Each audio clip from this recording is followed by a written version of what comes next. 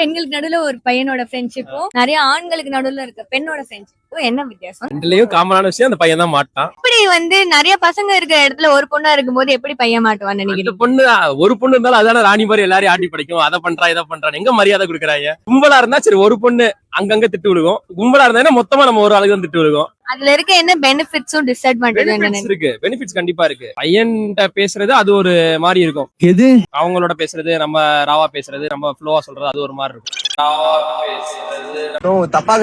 பொண்ணுங்க நீங்க சொல்ற மாதிரி ஒரு கேங்கோட பசங்கள்ல பொண்ணுங்க இருந்தா அவங்களும் அந்த மாதிரி வாய்ஸ் மாதிரி மாறி பேச ஆரம்பிச்சிருவாங்க.